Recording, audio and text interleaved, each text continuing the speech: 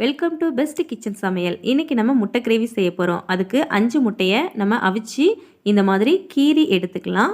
இப்படி கீறுறதுனால மசாலா நல்லா முட்டையில் சேரும். ஃபஸ்ட்டு நம்ம ஒரு பேன் எடுத்துக்கலாம். அதில் 1 ஸ்பூன் எண்ணெய் ஊற்றிக்கோங்க.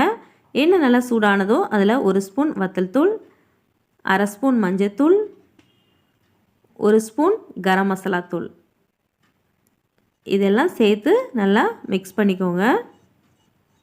நல்லா மசாலா நல்லா எண்ணெயோடு சேர்ந்து நல்லா சூடானதும் அது கூட நம்ம ஒவ்வொரு முட்டையாக சேர்த்துக்கலாம்.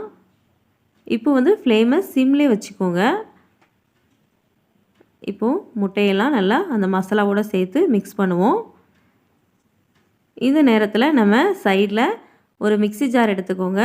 அதில் 25 கிராம் முந்திரியை நம்ம அரைச்சி எடுத்து வச்சுக்கலாம். தண்ணி ஊற்றி அரைச்சிக்கோங்க. இப்போ முட்டையை பார்க்கலாம். முட்டை நல்லா மசாலாவோடு சேர்ந்து நல்லா ஃப்ரை ஆகிட்டு இப்போ நம்ம இந்த முட்டையெல்லாம் ஒரு பிளேட்டில் எடுத்து வச்சிடலாம். அதே பேனில் நம்ம 3 டேபிள் ஸ்பூன் எண்ணெய் ஊற்றிக்கலாம். எண்ணெய் நல்லா சூடானதும் அதில் ஒரு பட்டை, 2 ஏலக்காய், ஒரு பிரியாணி இலை, 1 ஸ்பூன் சோம்பு இதெல்லாம் சேர்த்து நல்லா பொரிய விடுவோம். நல்லா பொரிஞ்சதும் இது கூட நம்ம இன்றைக்கி நறுக்கி வச்சுருக்கிற 2 பெரிய வெங்காயத்தை சேர்த்துக்கலாம். வெங்காயத்தை நல்லா வதக்கணும். இப்போது ஃப்ளேமை மீடியமில் வச்சுக்கலாம். வச்சு நல்லா வதக்குவோம். வெங்காயம் பாருங்கள் நல்லா கோல்டன் கலரில் நல்லா வருது. இந்த மாதிரி நல்லா வதக்குனதும் இதில் 2 பச்சை மிளகாய் சேர்த்துக்கலாம். கூடவே நம்ம நறுக்கி வச்சுருக்கிற 2 தக்காளியை சேர்த்துக்கலாம். சேர்த்து நல்லா வதக்குவோம். நல்லா மசிகிற மாதிரி வதக்கணும். இது கூட நம்ம அரைச்சி வச்சுருக்கிற 2 டேபிள் ஸ்பூன் இஞ்சி பூண்டு விழுது அதையும் சேர்த்துக்கலாம். சேர்த்து நல்லா வதக்குவோம். நல்லா பச்சை வாசனை போகிற அளவுக்கு நல்லா வதக்கலாம்.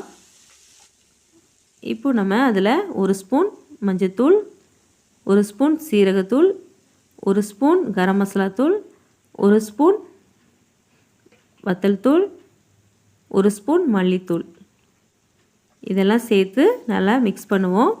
மசாலா நல்லா சேரணும். மசாலாவுடைய பச்சை வாசனை போகிற அளவுக்கு வதக்கலாம். இப்போ நம்ம அரைச்சி வச்சுருக்கிற அந்த முந்திரி விழுதை இது கூட சேர்த்துக்கலாம்.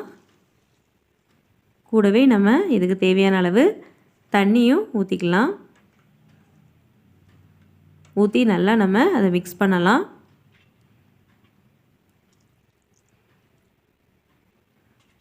பாருங்கள், இப்போ நம்ம தேவையான அளவு உப்பு சேர்த்துக்கலாம். சேர்த்து நல்லா மிக்ஸ் பண்ணி விட்டுக்கோங்க. நல்லா ஒரு கொதி வர அளவுக்கு நம்ம வெயிட் பண்ணுவோம். கொதி வந்ததும் அதில் நம்ம எடுத்து வச்சுருக்கிற முட்டையை அதில் சேர்த்துக்கலாம். சேர்த்து நம்ம பேனை மூடி வச்சிடலாம். ஒரு 5 to 10 மினிட்ஸ் கழித்து நம்ம ஓப்பன் பண்ணலாம்.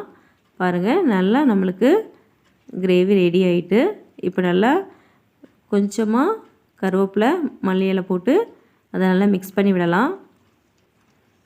நல்லா எண்ணெய் பிரிஞ்சு வர்ற அளவுக்கு நம்ம வெயிட் பண்ணுவோம்.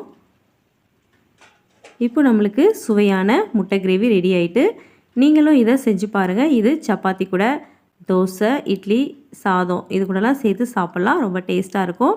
நீங்களும் இந்த மெத்தடில் ட்ரை பண்ணி பாருங்கள்.